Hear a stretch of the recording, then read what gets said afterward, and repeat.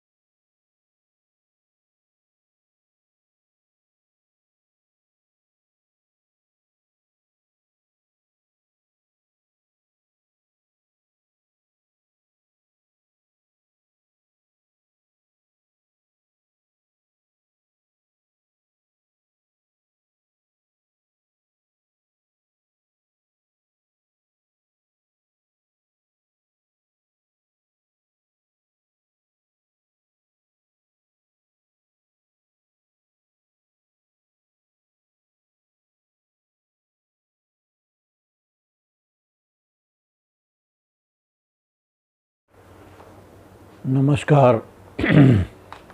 लाल किताब की दुनिया में आप लोगों का बहुत बहुत स्वागत है। ये वीडियो मैं कुछ अंतराल के बाद आपके सामने प्रस्तुत कर रहा हूँ, क्योंकि विषय ही मैंने ऐसा लिया है जो कि एक अनछुआ विषय है, जिसके ऊपर आज तक बोला ही नहीं गया, या बोला गया है तो बहुत कम बोला गया है, क्योंकि ये बहुत ही कॉम्प्लिकेटेड विषय है। और मैं भी ये सोचता हूँ कि अगर मैं इस पे ज़्यादा नहीं बता पाया तो ये मेरी गलती नहीं होगी, क्योंकि विषय ही ऐसा है। इसके ऊपर लाल किताब में सिर्फ इशारे किए गए हैं, डिटेल नहीं दिया गया है। तो मेरी बुद्धि में जितना डिटेल मैंने समझा है वो मैं आपको बता रहा हूँ। तो सबसे पहले मैंने पिछला जो अंक ख़त्म किया था वो दूसरे घर के ऊपर था, तीसरे के ऊपर मैं आ रहा हूँ। तीसरा घर एक बड़ा विचित्र घर है। विचित्र इस सेंस में कि वहाँ का कारक ग्रह तो मंगल है, लेकिन मालिक ग्रह जो है बुध है। ये मैं लाल किताब के अनुसार बता रहा हूँ, जहाँ पर ये काल पुरुष की कुंडली को कंसीडर किया जाता है। इसलिए ऐसे विद्वान दर्शक जो वैदिक कुंडली को भी फॉलो करते हैं, इसके साथ मिक्स ना करें, क्योंकि ये लाल किताब का चैनल है और इसमें मेनली चीज़ें लाल किताब की ही फॉलो की जाती हैं। तो तीसरा घर जो है बहुत ही एक महत्वपूर्ण घर है। जैसा मैं बता रहा था कि ये दो बिल्कुल विरोधाभास वाले प्लैनेट यहाँ पे संबद्ध है। यहाँ पे मंगल और बुध, मंगल यहाँ का कारक ग्रह है और बुध यहाँ का मालिक ग्रह है। और कॉम्बिनेशन अगर दोनों का देखते हैं तो कॉम्बिनेशन में मंगल और बुध मिला के राहु के स्वभाव वाला शनि क्रिएट करते हैं। ये राहु के स्वभाव वाली चीज़ ये क्रिएट होती है, ये मंगल और बुध के कॉम्बिनेशन से। और हमें ये मालूम है कि जैसे राहु जो है अपने दिमाग में जो लहरें उठती हैं उसका कारक है। जैसे समंदर में लहरें उठती हैं, वैसे ही राहु की भी लहरें उठती हैं दिमाग के ऊपर। वो पानी की लहरें हैं, ये हवा की लहरें हैं। ये हवा की लहरें इस प्रकार है कि चूँकि गुरु जो है, गुरु हवा का कारक है। इस दुनिया में जो हवा भरी हुई है खोल के अंदर बुध के, उसका कारक गुरु है। और गुरु में ही ये लहरें पैदा करता है अपना कॉम्बिनेशन। ये जो बुध और इसका मंगल का कॉम्बिनेशन जो राहु बना रहा वो, और ये कॉम्बिनेशन जो है कभी कभी बहुत डेडली भी बन जाता है। वो इसलिए डेडली बनता है कि जो तीसरा खाना है अपनी कुंडली का वो 8वें से 8वां है। मतलब 8वां खाना अगर मृत्यु बता रहा है, किसी का एंड बता रहा है, तो तीसरा खाना एक तरह से उसको कंफर्म करता है, उस इवेंट को कंफर्म करता है या उसके कारण को भी बताता है। इस हिसाब से तीसरा खाना भी काफ़ी इम्पॉर्टेंट है ये दिमागी खाने के स्टडी के टाइम में। अब ये क्या है कि मैं इसी के ऊपर चलूँगा, मंगल और ये बुध के कॉम्बिनेशन के ऊपर ये चीज़ जाएगी। अच्छा, मैं आपको ये बताना चाहता हूँ कि मैंने अभी इस वीडियो में स्लाइड लगाए हैं। उस स्लाइड में मैंने कुछ चीज़ें लिखी भी हैं, बताई हैं। आप उन स्लाइड्स को ध्यान से देखिए। मैंने कोशिश की है कि वो चीज़ आपको मतलब समझ में आ जाए। आप अपनी तरफ से भी कोशिश करिएगा, क्योंकि ये एक स्टडी जो है एक एडवांस वर्जन है, इसमें आपको खुद भी दिमाग लगाना है। मुझे इस वीडियो को बनाने में इसीलिए इतना वक्त लगा कि बहुत सारे परम्यूटेशन कॉम्बिनेशन मुझे इसके ऊपर देखने पड़े, तो आपको भी ये करना पड़ेगा। तो इसके लिए मैंने ये जो समय लगाया है। तो अब जो तीसरा खाने के मैं करूँगा, तो ये मंगल और बुध का रिलेशन है, 8वें से 8वां है। अब इसका स्थान जो है दिमागी खाने में कहाँ आता है, ये आप देखिए। दिमागी खाने में ये 17 नंबर का जो खांचा बना हुआ है दिमाग में, वहाँ आता है।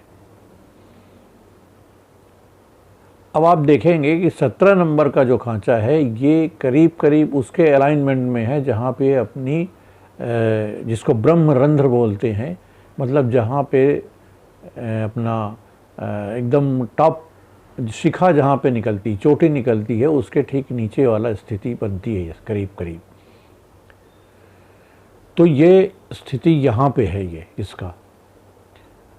अब ये ब्रह्मरंध्र से के पास रहने से क्या हो रहा है कि यहाँ पे मंगल और बुध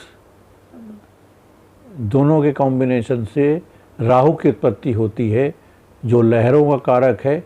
ये लहर जो है ये ब्रह्मरंध्र के थ्रू एंटर होने वाली गुरु की हवा पर अपना प्रभाव डाल के उसको लहर को बढ़ाता या घटाता है, जिसके वजह से दिमाग के संबंधित चीज़ें जो है वो होती हैं।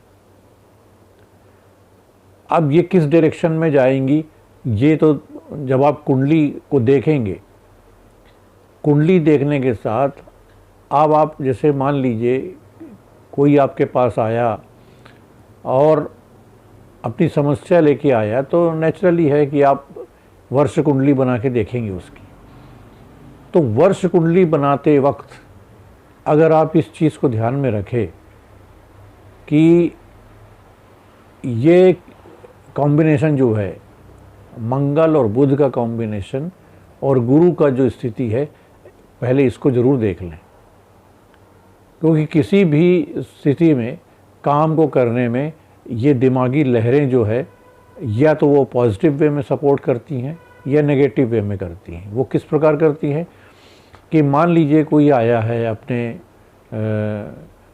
शादी के लिए सवाल पूछने आया है,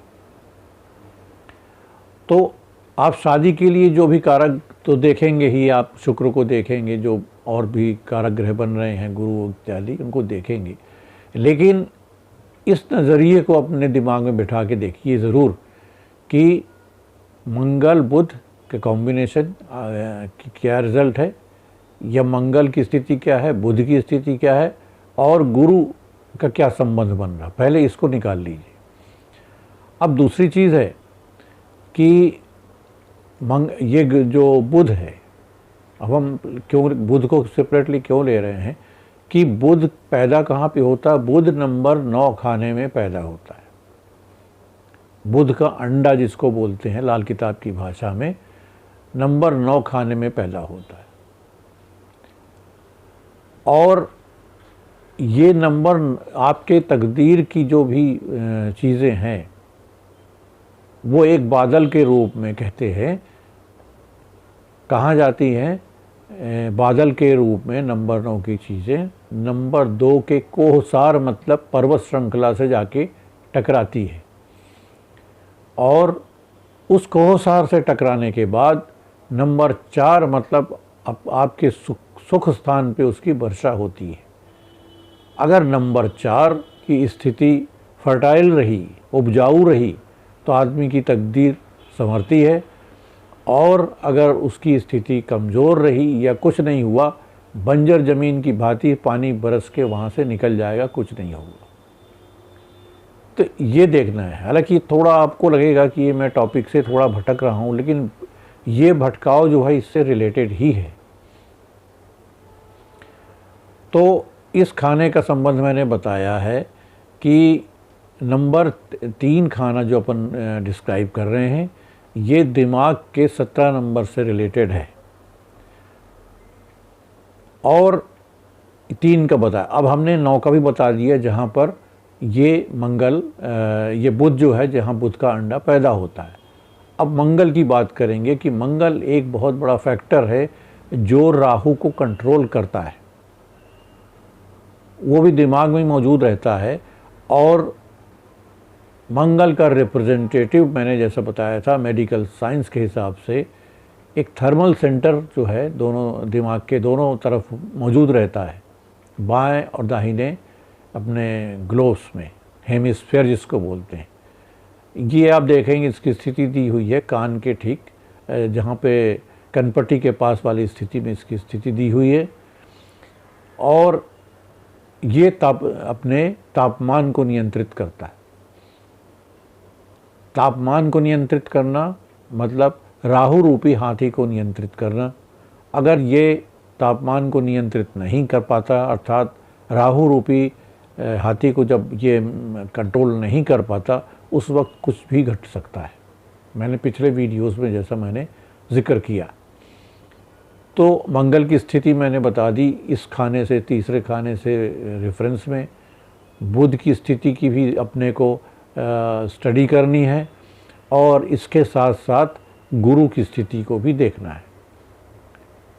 अब तीसरे खाने में इम्पोर्टेंस मैं इसलिए ज़्यादा दे रहा हूँ कि मंगल और बुध इनकी आपस में बनती नहीं है, लेकिन फिर भी एक ही जगह पे ये लगे हुए हैं, इसलिए ये प्रॉब्लम क्रिएट करते हैं। और दूसरी बात क्या है कि खाना नंबर 8वें से तीसरा 8वां होता है, जिसको अपने मृत्यु के लिए जब कैलकुलेशन करते हैं तब भी ये कंसीडर किया जाता है। अब मैं आता हूँ कि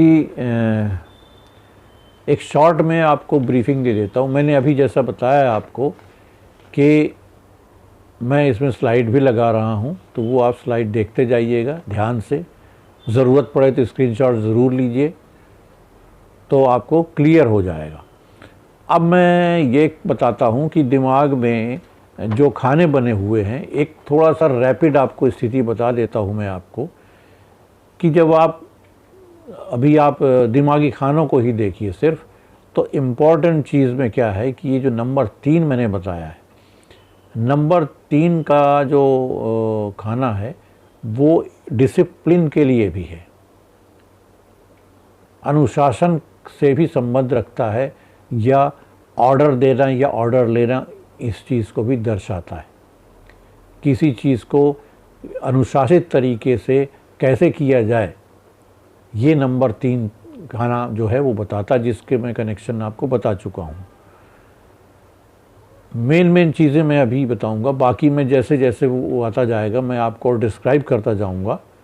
तो इसमें ये चीज़ है। अब जो है खाना जो है 15 नंबर खाना, आप दिमागी खाना को आप देखेंगे, 15 नंबर खाने का रिप्रेजेंटेशन 5 नंबर से हो रहा है। कुंडली के 5 नंबर से 15 नंबर खाने का रिप्रेजेंटेशन हो रहा है। ये बिल्कुल आप कंफ्यूज मत होइए, मैं अभी नंबर 3 पे ही चल रहा हूँ, ये रेफरेंस में ये चीज़ आ रही है इसलिए बता रहा हूँ। तो 15 नंबर पे क्या होता है कि आपके अंदर अपने आप को, अपनी सामर्थ्य को जजमेंट करने की कितनी शक्ति है, ये 15 नंबर खाना जो दिमाग का है वहाँ रहता है। अगर इस खाने की स्थिति ठीक नहीं है तो आप हमेशा अपने आप को मिसजज करते हैं, मतलब जिसको कहते हैं कभी कभी कि आदमी ओवर कॉन्फिडेंस में गलती करता है। ये करीब करीब उसी से लगता है कि अपने आप को ओवर एस्टीम करना या अंडर एस्टीम करना। मतलब आपकी कैपेसिटी बहुत ज़्यादा है लेकिन अपने आप को कमतर समझ रहे हैं आप, या आपकी स्थिति नीचे की स्थिति में है, आप आपको बहुत ऊंची स्थिति में समझते हैं। ये दोनों चीज़ें जो है ठीक नहीं होती किसी भी उसके लिए। तो ये चीज़ इस खाने से रिलेशन में ये मैंने बताया आपको। और खाने के जो आपस में रिलेशन है और जो मैंने अपनी तरफ से खाने जोड़े हैं उसमें, वो आप कृपया देख लीजिएगा। और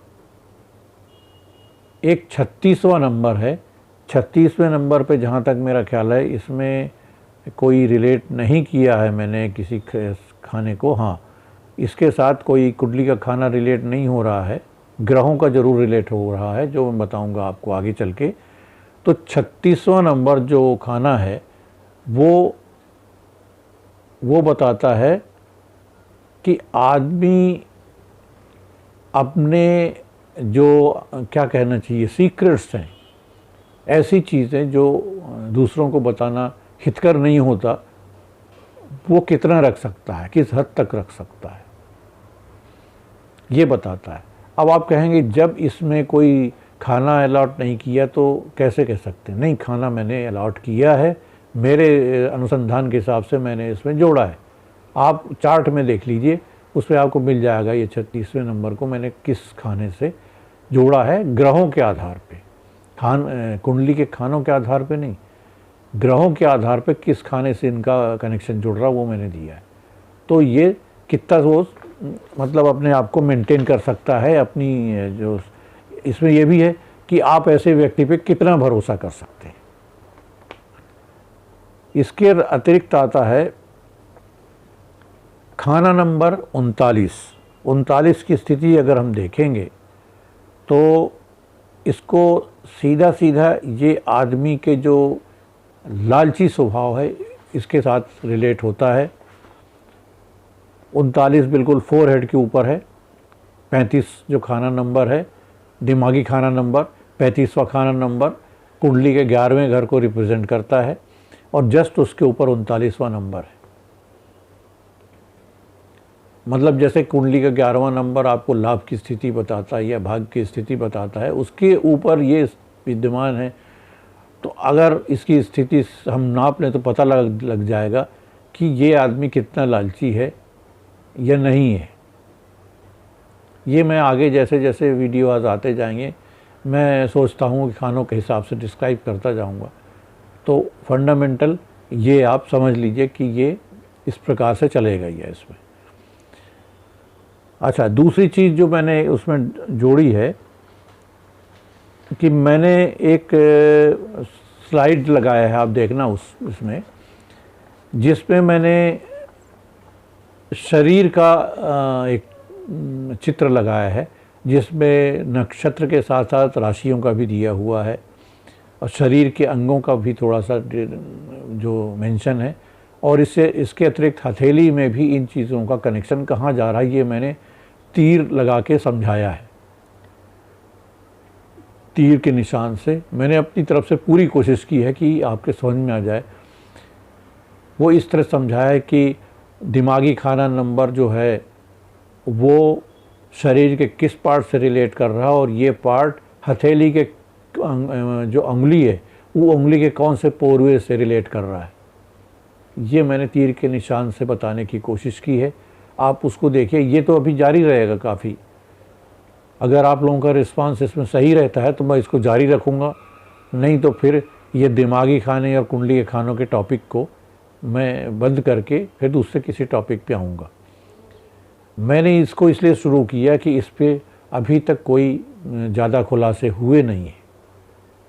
और ये एक मैं बता दूं आपको कि ये एक एकेडमिक इंटरेस्ट का विषय है, क्योंकि जब आप किसी की जन्म कुंडली देखें, कोई आपके पास आता है अपनी समस्या लेके, तो उस वक्त तक ज़्यादा से ज़्यादा वर्ष फल कुंडली देखेंगे उस लगन कुंडली के साथ। लेकिन अगर आप दिमागी खाने का भी एनालिसिस करते बैठ जाएंगे तो एक दिन में एक कुंडली जो है वो बहुत कम हो जाएगी। इसमें कई दिन लग जाएंगे एक कुंडली के एनालिसिस करने में। तो इतना तो किसी के पास फुर्सत होता नहीं कि आपके पास इतने दिन तक वो आए, या आपके पास भी नहीं होगा कि आप एक ही कुंडली पे इतना वक्त ज़ाया करें। ये सिर्फ हम लोग जो लाल किताब के स्टूडेंट्स हैं उनके नॉलेज के लिए है, उनके अनुसंधान के लिए है कि आप इसको देखें कि ये भी एक चीज़ लाल किताब में दी हुई थी। और शायद स्वर्गीय पंडित जी ने यही समझ के इस पर ज़्यादा डिटेल नहीं दिया था कि इसकी यूटिलिटी इतनी होगी नहीं, तो यही समझ के मैंने इसको टॉपिक को लिया है। और मैं भी कोशिश करूँगा कि जितनी जल्दी हो सके इस टॉपिक पे आपको जितना ज्ञान मुझे है वो पूरा ज्ञान आप में बांट के और फिर मैं दूसरे किसी चीज़ पे अपना कंसंट्रेट करूँगा।